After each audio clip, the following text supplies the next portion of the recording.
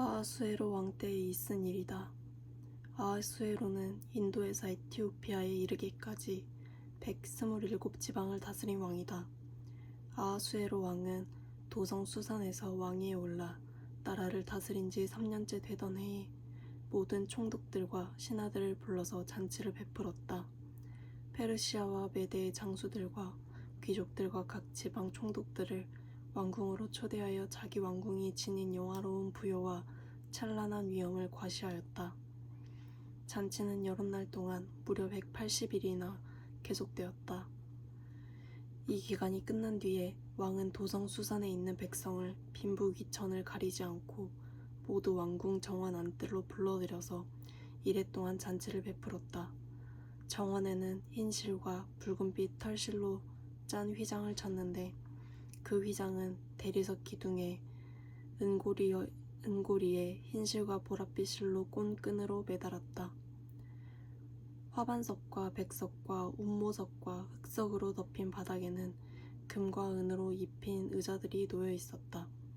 술잔은 모두 금잔이었는데 모양이 저마다 달랐다. 왕이 내리는 술은 풍성하였다. 그날은 어전 음주법을 따르지 않았으므로 많이 마시고 싶은 사람은 많이, 적게 마시고 싶은 사람은 적게 마셨다. 그것은 왕이 모든 술 심부름꾼에게 마실 이들이 원하는 만큼 따라주라고 지시하였기 때문이다. 와스디 왕후도 부인들을 초대하여 아하수에로 왕의 그 궁궐 안에서 잔치를 베풀었다. 이래가 되는 날에 왕은 술을 마시고 기분이 좋아지자 자기를 받드는 7 궁전 넷이 곧 무흐만과 비스다와 하르보나와 빅다와 아박다와 세달과 가르가스에게 이르기를 와스디 왕후가 왕후의 관을 쓰고 왕 앞으로 나아오게 하라고 명령하였다. 왕후가 미인이므로 왕은 왕후의 아름다움을 백성들과 대신들 앞에서 자랑하고 싶었던 것이다. 그러나 와스디 왕후는 내시들에게 왕의 명령을 전하여 듣고도 왕 앞에 나오기를 거절하였다. 이 소식을 들은 왕은 화가 몹시 났다. 마음속에서 분노가 불같이 치밀어 올랐다. 왕은 곧 법에 밝은 측근 전문가들과 이 일을 의논하였다. 왕이 법과 재판에 관하여 잘 아는 이들과 의논하는 것은 그 나라의 관례였다. 왕 옆에는 가르가스나와 세달과 아드마다와 다시스와 메레스와 마르스나와 무무간 등 페르시아와 메대의 7 대신이 있어서 늘 왕과 직접 대면하여 의견을 나누었는데 그들은 나라 안에서 벼슬이 가장 높은 사람들이었다. 내시들이를 시켜서 전달한 아하수에로의 왕명을 와스디 왕후가 따르지 않았으니 이를 법대로 하면 어떻게 처리해야 하오. 무무간이 왕과 대신들 앞에서 대답하였다. 와스디 왕후는 임금님께만 잘못을 저지른 것이 아니라 아하수에로 왕께서 다스리는 각 지방에 있는 모든 신하와 백성에게도 잘못을 저질렀습니다. 왕후가 한 이 일은 이제 곧 모든 여인에게 알려질 것입니다. 그렇게 되면 여인들은 아하수에로 왕이 와스디 왕후에게 어전에 나오라고 하였는데도 왕후가 나가지 않았다고 하면서 남편들을 업신여기게 될 것입니다. 페르시아와 메대의 귀부인들이 왕후가 한 일을 알게 되면 오늘 당장 임금님의 모든 대신들에게도 같은 식으로 대할 것입니다. 그러면 멸시와 분노가 걷잡을 수 없이 되풀이될 것입니다. 그러니 임금님만 좋으시다면 와스디 왕후가 다시는 아하수에로 임금님의 어전에 나오지 못하도록 어명을 내리시고 그것을 페르시아와 메대의 법으로 정하고 고치지 못하도록 하셔야 할 줄 압니다. 그리고 왕후의 자리는 그 여인보다 더 훌륭한 다른 사람에게 주시는 것이 마땅하다고 생각합니다. 왕의 칙령이 이 큰 나라 방방곡곡에 선포되면 낮은 사람이 높은 사람이고 할 것 없이 모든 여인이 저마다 자기 남편을 정중하게 대할 것입니다. 왕과 대신들은 그의 말이 옳다고 여기고 왕은 즉시 무무간이 말한 대로 시행하였다. 왕은 그가 다스리는 모든 지방에 조서를 내렸다.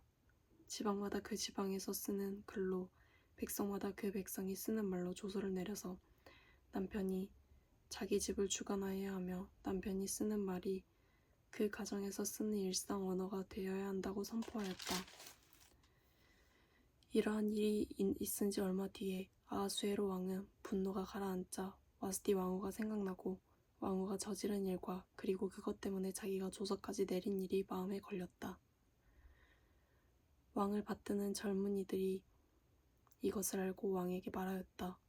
임금님을 모실 아리따고 젊은 처녀들을 찾아보시는 게 좋겠습니다.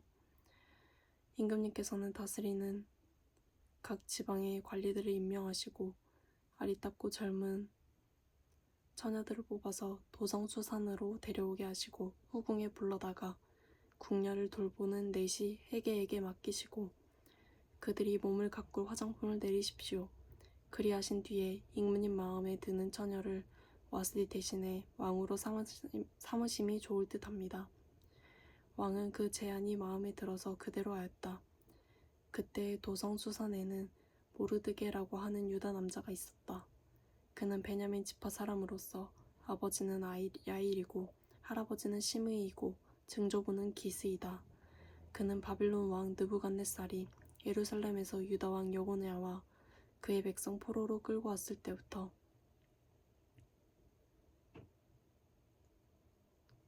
그의 백성을 포로로 끌고 왔을 때에 함께 잡혀온 사람이다. 모르드게에게는 하닷사라고 하는 사촌 누이 동생이 있었다. 이름을 에스더라고도 하는데 일찍 부모를 여의었으므로 모르드게가 데려다가 길렀다. 에스더는 몸매도 아름답고 얼굴도 예뻤다. 에스더가 부모를 여의었을 때에 모르드게가 그를 딸로 삼았다.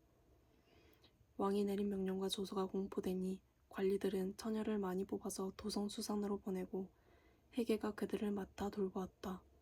에스더도 뽑혀서 왕궁으로 들어가 궁녀를 맡아보는 해계에게로 갔다.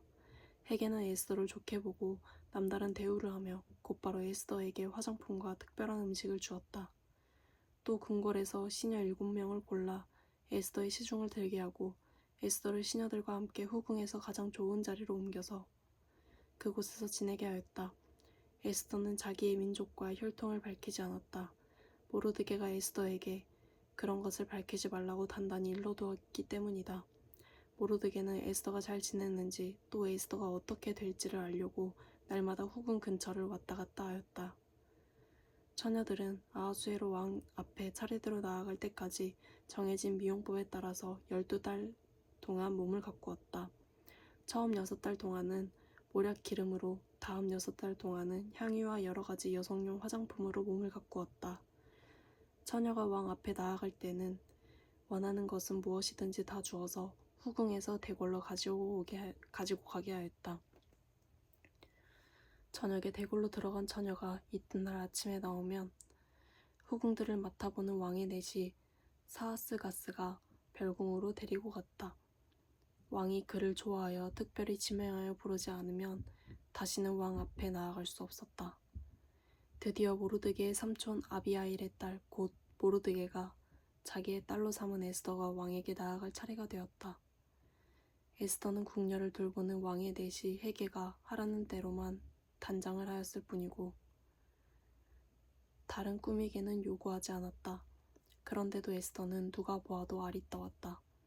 그가 아하수에로 왕의 침전으로 불려 들어간 것은 아하수에로가 다스린 지 7년째 되는 해 10째 달 곧 데베롤이었다. 왕은 에스더를 다른 궁녀들보다 더 사랑하였다. 에스더는 모든 처녀들을 제치고 왕의 귀여움과 사랑을 독차지하였다. 드디어 왕은 에스더의 머리에 관을 씌우고 와스디를 대신하여 왕으로 삼았다. 왕은 에스더를 위하여 큰 잔치를 베풀고 대신들과 신하들을 다 초대하였으며 전국 각 지방에 세금을 면제하여 주고 왕의 이름으로 여러 가지 상을 푸짐하게 내렸다. 처녀들이 두 번째로 소집된 일이 있었는데 그때 모르드게는 대궐에서 일을 맡아보고 있었다. 에스더는 자기의 혈통과 민족에 관해서는 모르드게가 시킨 대로 입을 다물었다. 에스더는 모르드게의 스라에 있을 때에도 모르드게가 하는 말은 늘 그대로 지켰다. 모르드게가 대궐 문에서 근무하고 있을 때에 문을 지키는 왕의 두 넷이 빅단과 데레스가 원한을 품고 아하수에로 왕을 죽이려는 음모를 꾸몄다. 그 음모를 알게 된 모르드게는 에스더 왕후에게 이 사실을 알리고 또 에스더는 그것을 모르드게가 알려주었다고 하면서 왕에게 말하였다. 사실을 조사하여 보고 음모가 밝혀지니 두 사람을 나무에 매달아 죽였다. 이런 사실은 왕이 보는 앞에서 궁중실록에 기록되었다.